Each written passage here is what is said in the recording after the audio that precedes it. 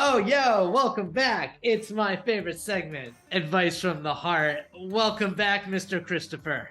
How are you doing, Garrett? It's a pleasure to see you again. I'm doing great. I love these conversations. What's been going on with you? Where you been? So I had an extended end of summer family vacation. We went out to California, and then from California jumped to Maui. I know, tough life, but those are the shakes. You save up an awful lot of miles to be able to go do those things. And then on the way back, my wife, who is an executive coach and also an executive consultant, was working on a client, and they came through and said, "Hey, let's sign and let's meet." And she does things on organizational health and performance optimization. So because we were in California, we just extended a couple of days. So I basically just worked early hours. I was in Hawaii, I was working early hours. I was in California working early hours. It's funny. It's funny you should mention organizational health because one topic that's been popping up in the mainstream narrative I keep hearing about is this idea of quiet quitting. And that's Ah, kind of what I wanted to talk to you about today. yeah. Is you hear about it, right? Yeah. It's funny. It's one of those things that suddenly the phrase is there, and now it's all over the lexicon, the zeitgeist, as people would say, right? Well, let's define it. What is it? What's quiet quitting?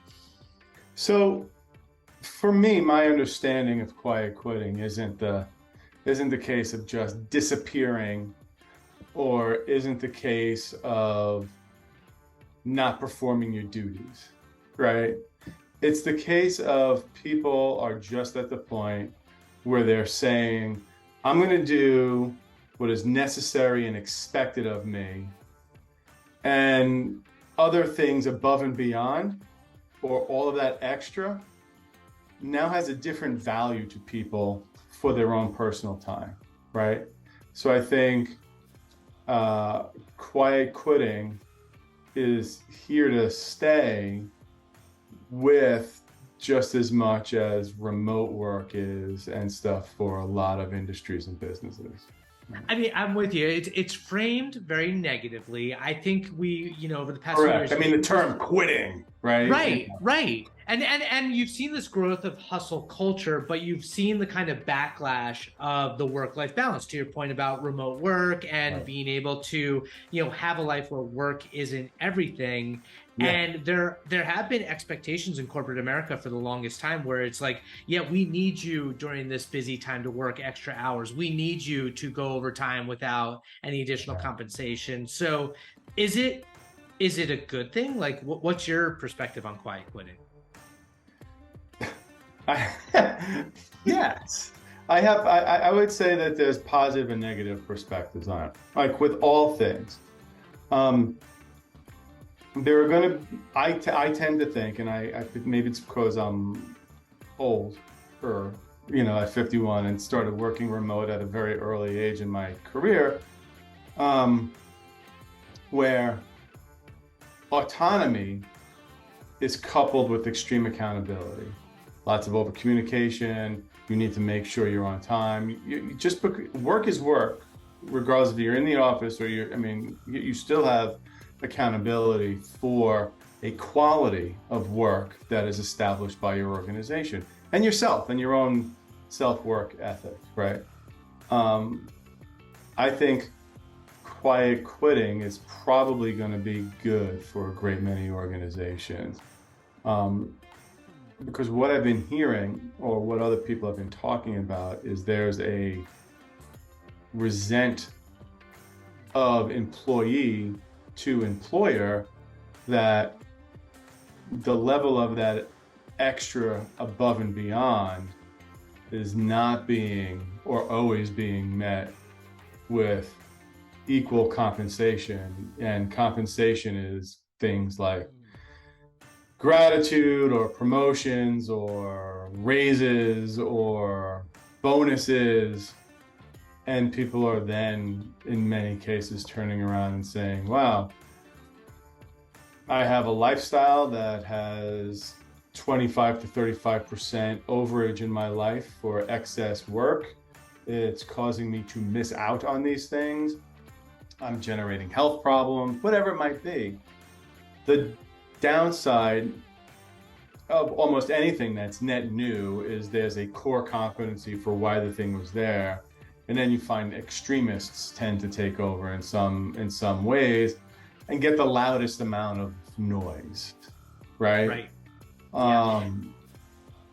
I was just gonna say, if in quiet quitting you begin to impact the quality of work or business, then maybe the reality is you as an employee need more time to do the regularly accountable work, and you weren't as wildly being disproportionately unvalued. Maybe you just needed more time and you needed to do that, right? That might be a thing. I don't have any data to prove it in any way, shape, form. It's so brand new. But I think, and just speaking from a agency-client relationship, Right. the fiduciary duty is tied to accountability, right? And accountability is linked to quality because the belief in quality comes from trust that's established. And when you start to mess with that, you have people's lives, right? Livelihoods involved in that, both from an employee, a person, and then the return results on the work being delivered. That's going to help, so you can't like say, oh, I'm quiet quitting, and then just kind of bank an extra 10 hours in your week and do nothing. And then all your deliverables or your deadlines or your work is shoddy. And, when that stuff starts going downhill, you've got to vocally unquit. And you better get in there, right? Well, to your point, it's really interesting because I remember all these reports coming out during the pandemic and everyone working remotely, is that they were saying productivity was shooting up and people were getting more done despite the not being in the office, which almost highlights how unproductive office life is. The question I think that needs to be asked is,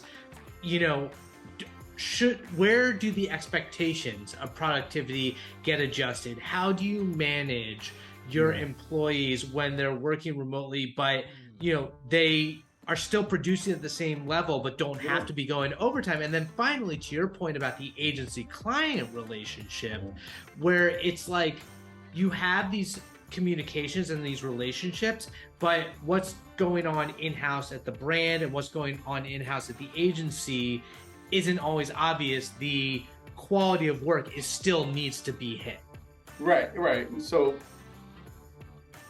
let's work backwards in that in a sense, right? I'm not a fan of extremes in either side of it, right? I don't think that's healthy for the middle, which is where a majority of things are, right? For a long time, businesses had the extreme of you must be in-house, I must see you. If you're not seeing you, you're not working, and blah, blah, blah, blah, blah, blah, blah, blah, blah.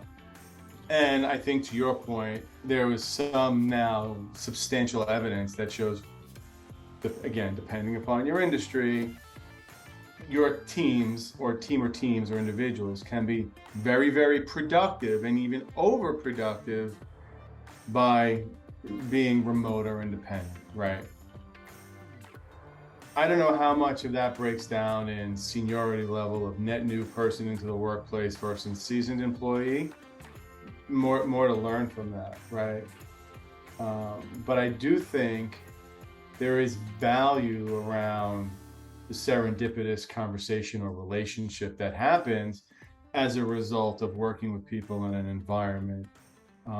We as an organization excessively communicate internally in regard to stand-ups, pod meetings of all sorts of shapes and sizes for different reasons.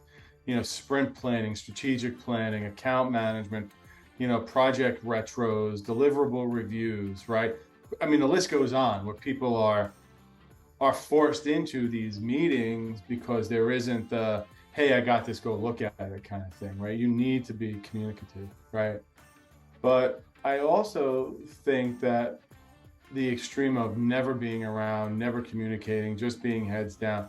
Like if you're a job shop and you're a build ship kind of consultant, right? I get that, right? You don't need to be on top of all that. But there still needs to be some communication. I mean, people have been outsourcing content creation or creative things, using designers and whatnot, where they create an image and then they ship it off, but they've gotten guidance. But that person doesn't need to be in an office with 500 million other people to do whatever, right? And again, talking about us at iPullRank, we just had our 8-year anniversary. You're familiar with that, right? You may not have known it, but if you didn't know, hey, happy birthday! 8 years old, right? But there were some great things that came out of that. There was clear visibility that a handful of other employees who were on the bubble cusp of changing, evolving, stepped up and were able to, hi, welcome to the game, blossom, right? There were a number of new employees that came in that really got to meet team members, and you really get the ethos of the organization when you're in that level of concentration, right? And it is good to be human with people, right? Like, there's reasons why, humans form colonies, and these colonies are called towns and cities, right? People generally like to be around like-kind people, or it helps to elevate, right? So I think there is definitely that hybrid work environment that's here to stay, both on the agency and brand side.